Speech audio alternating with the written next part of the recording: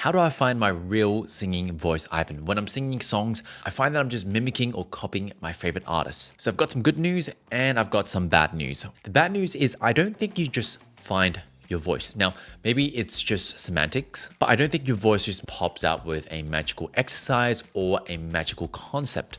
Instead, I think for most of us, we do need to put in some work and it is a process. But the good news is that as long as you're willing to put in the work, the process is fairly simple. And today I'm going to share with you 3 very simple steps that you can start to work on. Now, to clear the elephant, I've actually talked about this question in 2023. Yes, this podcast has been out for some time, but I wanted to kind of revisit this and share with you some of my thinking in 2025 because it is a bit different. Real quick, for those of you who don't know me, my name's Ivan. I'm a voice teacher who works with students from all around the world over Zoom.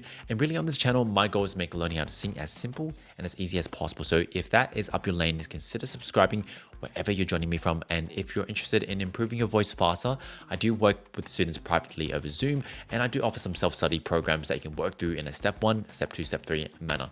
Links are just down in the description. If you want to inspire our next episode, also let me know down in the comments below what you'd like me to talk about next. Anyway, let's dive back in. Step 1, develop your technique, or at least to a level where you can sing that song. Because here's the reality, you can't sing with your own voice, with your authentic kind of voice, or, with that freedom when your voice still feels tight, when you're still having to push and strain for those higher notes. What we don't realize is that 80% of good singing is often just fundamentals done well. For example, I was listening to this live singer a couple of days back, and let me tell you, the crowd went absolutely crazy for her. I even had people telling me she's got an amazing voice, I'm blessed to kind of hear her voice.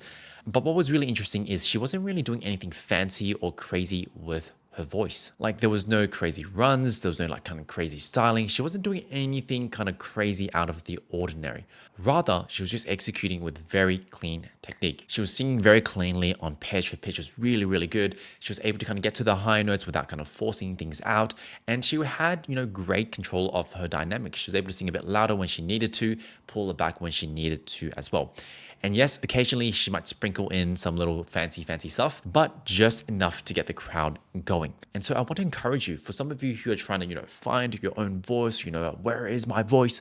I encourage you to double down on your technique, especially the fundamentals. Even if you're like, I feel like my fundamentals are pretty solid, I've got my breathing down pat, etc. 90% of the time when I'm working with a new student, most of their challenges, most of their issues boil down to the same kind of fundamental issues. So what are these fundamentals that we need to develop? Basically, how well can you control the muscles that stretch and they thin the vocal folds, which is how we change pitch, without anything else happening. So no pushing of air, no pushing of volume, not flipping or getting softer as well, and not having to rely on certain kind of vowels and move your mouth in a certain position, or even just moving your posture in a certain way. None of that, just isolating stretch and pitch change. Now, this is a tough ask. It is tricky to kind of coordinate the voice accurately like this. But the closer you get to this, the better your coordination gets, the better your singing will be. Now, if you're still not sure what I'm talking about, I highly recommend checking out episode 129 after this. This is basically where I guide a student through this process. Now, when your technique is feeling pretty solid, you're able to kind of go up and down your range, without too much of a challenge, especially for the songs that you're trying to sing. We then want to shift our attention to step 2, which is developing your style.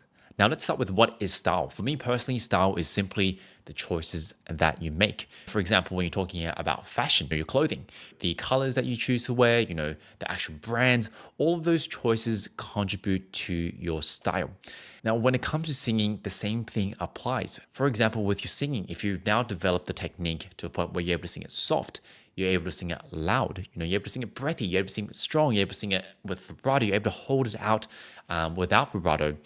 Which one do you choose? And so you can start to see how finding your own voice, your own sound, isn't really like an endpoint. Rather, it is an iterative process, something that you keep experimenting and you keep working and refining. Now, to get you started, what I personally recommend, and I do this all the time with my students, I want you to study, a couple of songs from, your favorite artists, or it could be, different artists as well.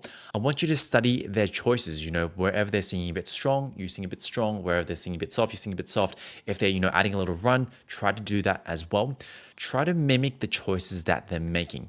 And I know this might feel quite counterintuitive. You might be thinking, but Ivan, I'm here to find my own voice. Why would I try to copy someone else? I want to create something of my own. I totally get you. But at the same time, I think it's really important to start here because you start to absorb choices that do work, choices that will probably sound pretty good. And as you go through this process, maybe you study a couple of more songs, you study a couple of more artists, you start to naturally mix and match those choices, which leads us into step 3. And this is where I stopped in the 2023 episode, but I realized there is still one more step, because once you've developed your technique to a certain level, you've also become aware of all these different stylistic choices that some of your favorite artists might be doing. To sing a song in your own way, your own interpretation, there is an element of taking risk. Now, this can be as simple as adding a run to a part of the song where, it didn't actually even happen in the original song, but you simply added it because you thought it would sound cool.